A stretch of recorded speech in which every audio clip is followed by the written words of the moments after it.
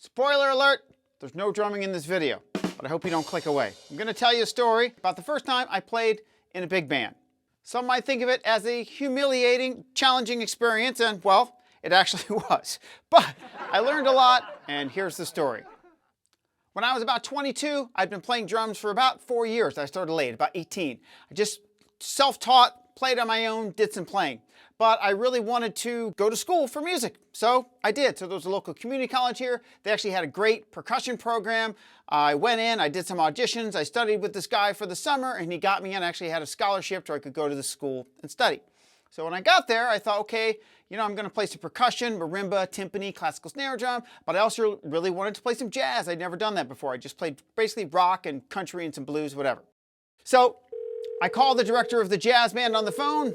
"Hello, this is Josh. I'm a new music student here. I'd love to play in your jazz band." He says, "Man, that's great. Have you ever played in a jazz band before?" And I said, "No, I've never played in a jazz band before." And he says, "Well, that's fine. How's your reading? Have you read some music before?" And I said, "Terrible reader. Really can't do it at all, but I'm here and I'm going to learn to do it." And he did what any self-respecting band director would do to save their life in that situation. And he said, "Well, we have someone that we're using right now," so that I wouldn't come in, hopefully, and play with the band. But I was persistent. And I said, "Well, I totally understand that, but can I come in and just watch the rehearsal so I can see, what happens with the band?" He said, "That'd be totally fine." He's a great guy, to his credit. He really did have a drummer at the time that he was using, and so I went to the very first rehearsal. Well, I showed up at that rehearsal the following Tuesday, and guess what happened? Their drummer did not show up. So the band director walked up to me and he said, "Well, Josh, are there drummers in here? Do you want to give it a shot?" And I said, "Well, I could, but one, I've never done this before, and two, I don't even have any sticks with me." And he says, "Well, go get the drums out and we'll see if we can find you some sticks."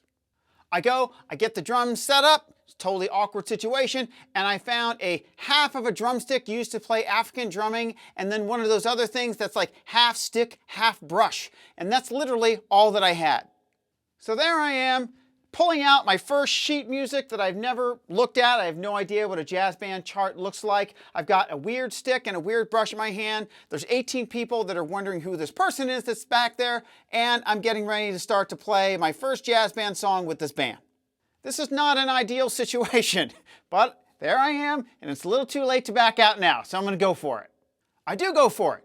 The band director's up there. He counts off the first song. 1, 2, 2, 3, 4, boo!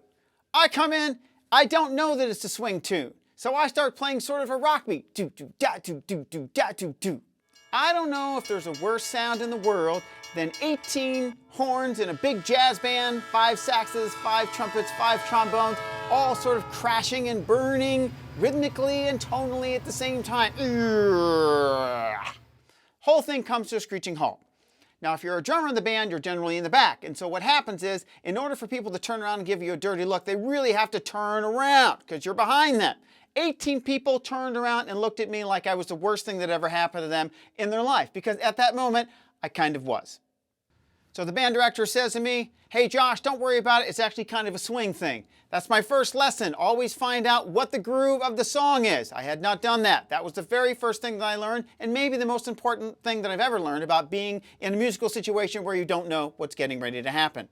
There I was. I got a little jazz time going in some fashion. I don't really remember what it was, but it was actually not a rock beat anymore, so that was an improvement in itself.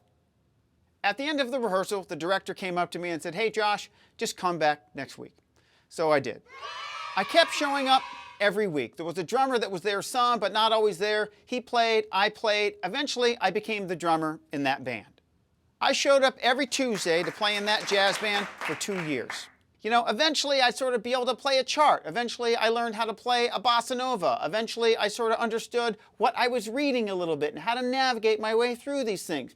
Eventually people stopped turning around and giving me dirty looks all the time.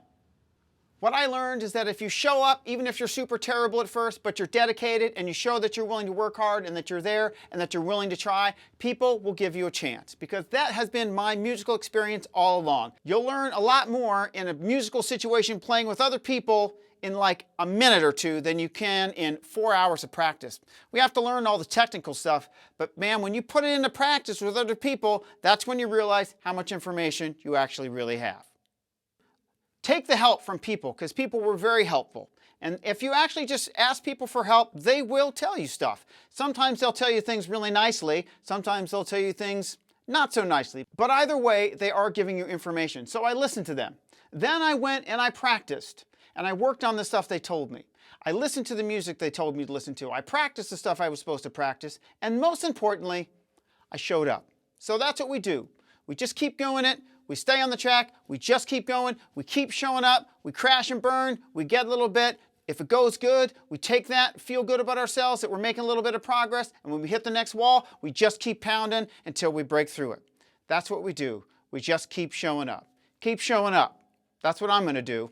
I'll see you next time.